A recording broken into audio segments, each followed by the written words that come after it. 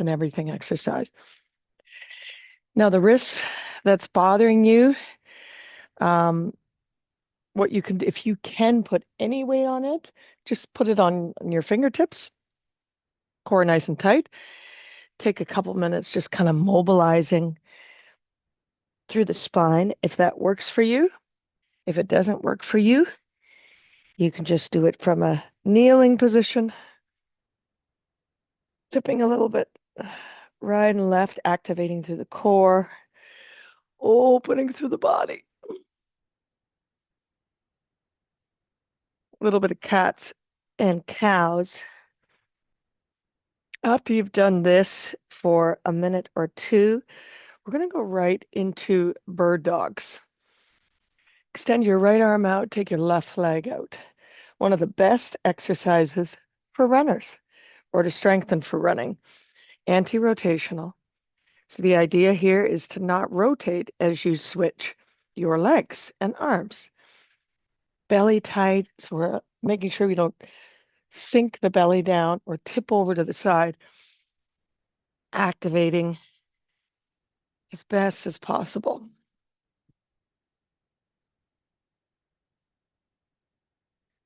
So if this won't work for you because of weight on your wrists, we will just skip this one and then just go right to the floor exercise. These you're going to do for at least a minute. Take a rest and then repeat it, just focusing on one side for 30 seconds. One side will look like this. I don't think we're ready for that because of the wrist. The hand should normally be in this position. Totally, so it looks like an easy exercise, but it's not because you're preventing yourself from rocking side to side. We're going to come right into a plank. Actually, we're bringing core into this training too. Lengthen through the spine, almost like you're bringing your chin towards your neck. So it lengthens the neck. Really tighten those quads. Draw the knee up. Lock your knees. Glutes tight. Belly into your low back. And just breathe. So it's a very activated plank with intention. At least a minute. You're going to rest and then do another set, seeing if you can go past that minute.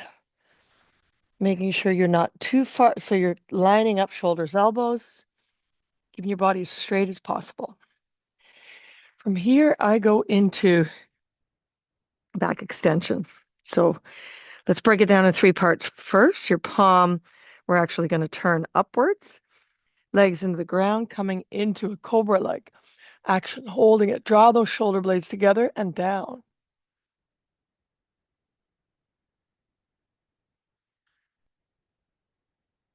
And now you're going to raise the arms up. Really reach the fingers behind you. Activate through your back. And now bring your legs up with you. Extend through the toes.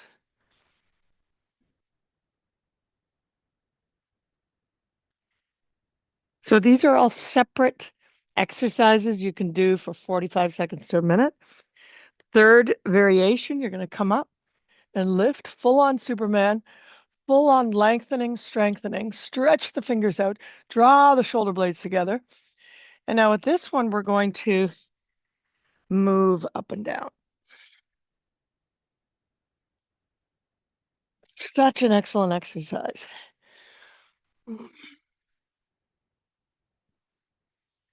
And then we're going to begin to, in the next set, draw the shoulder blades or draw the elbows down. Now, with this one, you can keep your legs down to really activate through your back.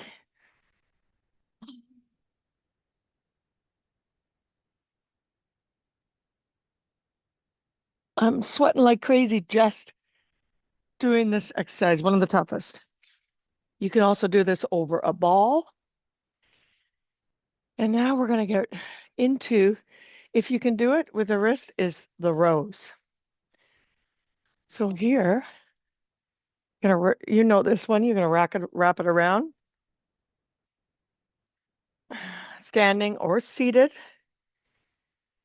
seated row position, so you can do this standing, or you can sit like I am. Erect body, spine tall. Exhale on the pull, draw the shoulder blades together. Really mind to muscle. Draw those elbows together at the side.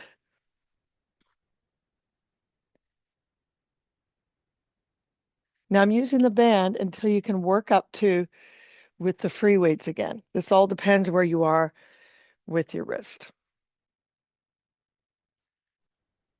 Moving into one of the best exercises for this running 12-week phase or 12-week training is the dead bug.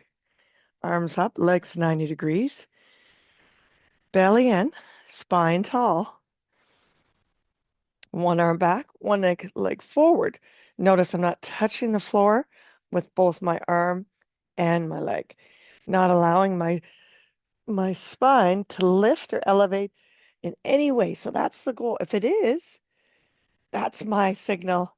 Rest or switch up the exercise, meaning take a step back, which could mean I just start with the arms or just start with the legs. So here we want to be able to do this at least a minute, really feeling, lengthening, stretching.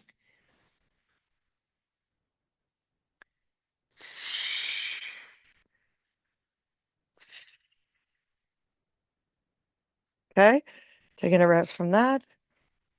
Lengthen through the go into a hollow hold. So as best as possible, shoulder blades up, arms forward, legs contracted, chest up, hold, breathe, hold. You can only do this usually in short little spurts, might be 10 seconds, might be 15. Hold, and you can even add legs up and down. And the idea is to go into fatigue, so it's not about being able to do these exercises forever. So that might be 20 seconds done. Take a little rest, come back in, but you want to hold, keep doing the exercise for about a minute, 60 seconds. And then we're going to go into plank shoulder taps. So from the elbows, contract like we did the regular plank. You're just going to tap the shoulder, gives it a little bit of swaying, keeping the hips and the body as stable as possible with minimal movement.